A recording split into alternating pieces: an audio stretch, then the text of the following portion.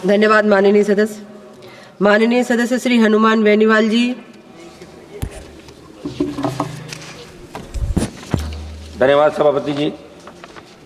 सदन में आज आपदा प्रबंधन संशोधन विधेयक की चर्चा हो रही है। विधेयक के उद्देश्य के बारे में मेरे से पूर्व पक्ष विपक्ष के माननीय कई सांसदों ने अपनी बात रखी। आपदा प्रबंधन, जिसे मूल रूप से संस्थागत तंत्र आपदा प्रबंधन योजना और आपदा प्रभावों को रोकने के क्रम में आप ये बिल लेके आ रहे हैं। मंत्री जी यहाँ विराजमान हैं। मंत्री जी, ज़्यादा अच्छा तो ये रहता कि आपदा को लेके कई बार चर्चा भी हाउस के अंदर हुई। अच्छा होता कि आप तमाम सांसदों से एक राय लेते और उसके बाद एक ऐसा बिल लेके आते कि हम प्रत्येक उस व्यक्ति को आपदा के समय जिसको जिस चीज़ की आवश्यकता है वो सारी आवश्यकता मुहैया करवा सकें।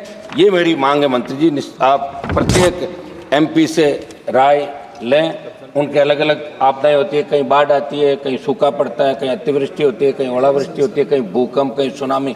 तो अपना देश जो विभिन्न संस्कृति के अंदर बसता है, विभिन्न हमारे पहाड़ पर्वत से लेके मैदानी इलाके, रेगिस्तानी इलाके, तो अलग अलग समस्याएं हर स्टेट की है। तो इसमें मेरा आग्रह आपसे रहेगा कि प्रत्येक सांसद से आप राय लेते तो निश्चित रूप से इससे और कुछ निकल के आती और ज़्यादा लोगों को राहत मिलती। सरकार की SDRF नॉर्म्स के तहत प्रदान की जाने वाली सहायता राशि की तरफ आपका ध्यान आकर्षित कराऊंगा मंत्री जी। मैदानी इलाकों में 1,20,000 रुपये जब मकान नष्ट हो जाता है, पहाड़ी इलाकों में 1,30,000 की सहायता राशि है। सब कुछ जिसका उजड़ जाता है वो 1,20,000 और 1,30,000 में कुछ नहीं कर पाता। मेरी मांग रहेगी कि कम से कम 10 लाख या 15 लाख रुपए इसके लिए राशि तय की जाए। मंत्री जी, किसी कारण से किसी के घर में झोंपड़ी के अंदर आग लगती है तो उस नुकसान की भरपाई के लिए कोई ठोस प्रावधान आग के इसके अंदर नहीं है। कोई व्यक्ति अगर अपने बच्चों की शादी करने के लिए वो इकट्ठा करता है, सामान उधार लेके आता है, उसका सोना चांदी पैसा जो होता है, और उसमें अगर सपोज करो कि आग लग जाए तो उसमें सरकार की तरफ से कुछ भी नहीं मिलता।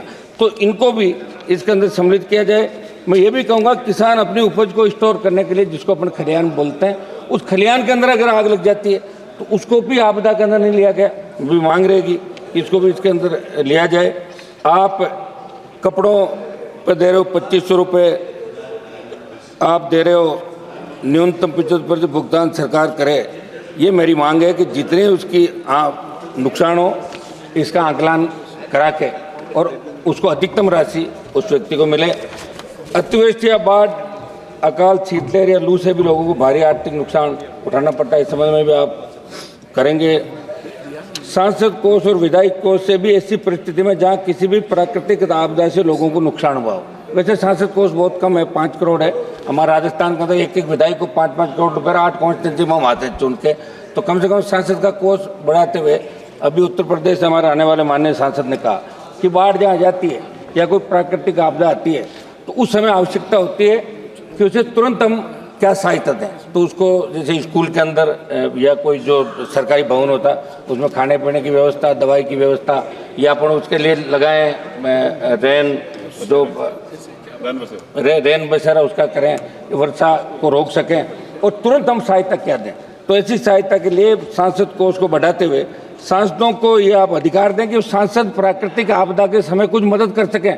लोग हमारे पास आते हैं, मदद नहीं कर पाते, तो इसके अंदर आप प्रावधान करें और सांसद के ESP बढ़ाएं। SDRF NDRF के नॉर्म्स के अनुसार मदद करने की सिफारिश करने के अलावा कुछ नहीं कर सकते। इसलिए आपसे हमारी गृह राज्य मंत्री जी जो बहुत ज़्यादा ध्यान भी रखते हैं हर व्यक्ति का, हर सांसद का, तो आप इस विशेष रूप से इस बात का ध्यान रखेंगे कि लोग हमारी तरफ देखते हैं और हम सरकार की तरफ देखते। 1 मिनट आप बातों समाप्त करने कंप्लीट कर ली, कंप्लीट। हाल ही में अग्निशमन सेवाओं के आधुनिकीकरण से जुड़ा मेरा सवाल था, जिसके जवाब में गृह राज्य मंत्री जी ने कहा कि अग्निशमन सेवा राज्य का विषय और अनुच्छेद 243(ब) के तहत भारत के संविधान की 12वीं अनुसूची में एक नगरपालिका कार्य के रूप में सम्मिलित किया गया। मैं गृह मंत्री जी से मांग करूंगा कि ग्राम पंचायतों का अधिकार। धन्यवाद माननीय सदस्य। 1 मिनट समाप्त कंप्लीट करिए प्लीज। 1 मिनट नहीं हुआ अभी तो हम सब 1-2 चर्चा मिनट होते हो। अग्निशमन सेवाओं को अनिवार्य करने का प्रावधान बनाया जाए। चूंकि 15वें वित्त आयोग द्वारा राज्यों में अग्निशमन सेवाओं के अर्जुन करके 5,000 करोड़ के प्रावधान की सिफारिश की गई, लेकिन गाँव में अग्निशमन की आवश्यक जरूरत है। इसमें आप जो भी उपखंड और पंचायत समिति मुख्यालय नगर क्षेत्र नहीं है, प्रारंभिक तौर पर वहाँ आप अग्निशमन को निर्धारित करने का प्रावधान तत्काल करने की आवश्यकता। सभापति जी, हमारे 1-2 महत्वपूर्ण सुझाव है, अगर आप कहें तो मैं दे दूँ। आप कहें तो बैठ जाओ, आप बताएं। आपने दिया टाइम लोगों को साथ कंप्लीट करिए। आपदाओं की पूर्व चेतावनी प्रणाली को मजबूत किया जाए। ताप, लहरों, बाढ़ और सूखे जैसी आपदाओं का सटीक पूर्वानुमान लगाने का आधुनिक तकनीकों का उपयोग किया जाए। वन क्षेत्र बढ़ाने के लिए योजनाएं लागू की जाए। औद्योगिक प्रदूषण को रोकने के लिए सख्त कानून बनाए जाए। आपदा के बाद राहत कार्यों को तेज और व्यवस्थित किया जाए। प्रभावित क्षेत्रों पुनर्वास और रोजगार की व्यवस्था की जाए। राजस्थान के अंदर अभी हमारे खेजड़ी का वर्ग चलिए, धन्यवाद। एक लास्ट समाप्त कर रहा हूँ साहब, लास्ट। खेजड़ी के वर्ग की अंधाधुंध कटाई चल रही राजस्थान के अंदर। बहुत से लोग आंदोलन करें। खेजड़ी हमारी जीवन धारा है राजस्थान की, मध्य प्रदेश की, और आप सोलर ला रहे हो, नए उद्योग ला रहे हो, लेकिन खेजड़ी के वर्ग को नहीं काटा जाए। वो छाया के साथ साथ लोगों को रोजगार भी देता है। जो सब्जी होती है सांगरी की, वो वर्ल्ड फेमस सारी माननीय सदस्य श्री अरुण नेहरू जी, इन चीजों का विशेष रूप से ध्यान रखते हुए इसमें बड़े संशोधन आप लोग करें।